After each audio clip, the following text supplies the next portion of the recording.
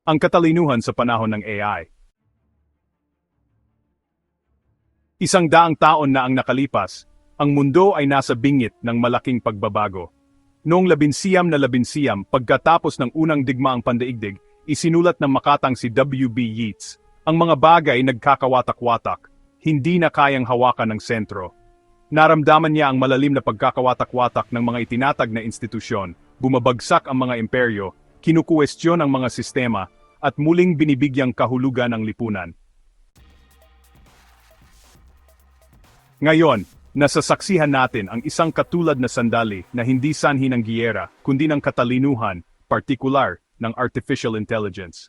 Ang AI ay hindi lang basta kasangkapan. Ito ay isang puwersa na nagbabago kung paano tayo nagtatrabaho, kung paano tayo natututo, at maging kung paano natin naunawaan ang ating sarili. Para lubos nating maintindihan ang epekto nito, kailangan muna nating balikan ang isang mahalagang tanong. Ano nga ba ang katalinuhan? Sa nakasanayan, ang katalinuhan ay binigyang kahulugan bilang kakayahang matuto, umunawa, at magamit ang kaalaman at kasanayan. Ang kahulugang ito ang gumabay sa ating mga sistema ng edukasyon, sa ating mga pamamaraan ng pagkuha ng empleyado, at maging sa kung paano natin sinusukat ang halaga sa lipunan. Pero ngayon, hinahamon ng AI ang kahulugang iyon. Dahil kung ang isang makina ay kayang makapasa sa medical licensing exam, makasulat ng software, makagawa ng tula, at makapag-translate ng mga wika ng mas mahusay kaysa sa karamihan ng tao, ibig sabihin ba nito ay matalino ito? O ibig sabihin ba nito ay masyadong makitid ang pagkakaintindi natin sa katalinuhan? Palawakin pa natin ang ating pananaw. Una, mayroon tayong emotional intelligence, ang kakayahan nating maintindihan ang ibang tao, makisama ng maayos, at kontrolin ang ating damdamin. Ang mga makina ay hindi nakakaramdam, hindi sila nakikiramay. Ang emotional intelligence ay likas sa tao. Pangalawa, meron tayong creative intelligence, ang pagtalon ng imahinasyon, ang kakayahang makita ang mundo hindi kung ano ito, kundi kung ano ang pwede nitong maging. Kayang mag-remix, mag-reproduce, at mag-simulate ng AI. Pero kaya ba talaga nitong mag-imagine? Pangatlo, mayroon tayong existential intelligence, ang kakayahan nating pag-isipan kung bakit tayo nabubuhay, upang maghanap ng kahulugan, upang magtanong, ano ang ating layunin? Hindi ito mga tanong na pang-computer.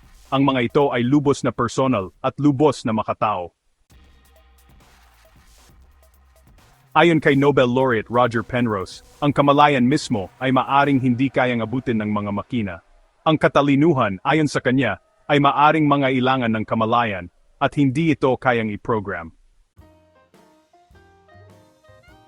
Pero, hindi natin maitatanggi ang pagunlad ng AI. Sa mga silid-aralan sa buong mundo, ginagamit ng mga estudyante ang AI para magsulat ng sanaysay, magsagot ng equation, at kahit mangopya. Nag-aalala ang mga guro. Nagmamadali ang mga unibersidad na umangkop. Ang iba ay nangangamba na ginagawa tayong tamad ng AI. Ang iba naman ay nagbabala na sisirain nito ang pagiging malikhain. Pero teka muna, hindi ito ang unang beses na nakaranas ng ganitong pagbabago ang sangkatauhan. Nang maimbento ang mga calculator, kinatakutan ng mga tao na mawawala ang kakayahan nating mag-compute. Pero sa halip, mas naging malaya ang ating isip na mag-isip ng mas komplikadong problema. Ngayon, hindi kinukuha ng AI ang ating talino, hinahamon tayo nito na muling bigyang kahulugan ang talino.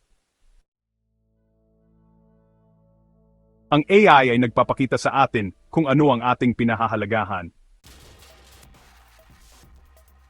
Kung ang pagtukoy lang natin sa katalinuhan ay ang mga marka sa pagsusulit at pagsasaulo, tiyak na malalampasan tayo ng AI. Pero kung ang katalinuhan ay pagtukoy sa empatiya, kuryosidad, orihinalidad at pananaw, kung gayon, matutuklasan natin na ang AI ay hindi kapalit. Ito ay isang kasangkapan. Alam nyo, matutulungan tayo nito sa pagbuo ng mga ideya at sa pagtatanong ng mas mahusay. at kahit sa pagtuklas ng mga koneksyon na hindi natin napansin. Ngunit, hindi ito marunong magmalasakit, hindi ito marunong umasa, at hindi ito marunong mangarap. Kailangang magbago ang edukasyon. Sa mahabang panahon, ang pag-aaral ay itinuring nating parang pabrika, isang tuwid na daloy ng mga katotohanan, kabanata, at mga standardized test. Pero ang tunay na pag-aaral ay magulo, hindi ito tuwid. Ito ay parang pagbuo ng puzzle na walang larawan sa kahon. Binibigyan tayo ng AI ng pagkakataong gawing mas personal ang edukasyon. Para hayaan ang mga estudyanteng tuklasin ang kasaysayan hindi bilang nakapirming salaysay, kundi bilang serye ng pabago-bagong kwento ng sanhi at bunga. Isipin na gumagamit ng AI para gayahin ang alternatibong kasaysayan.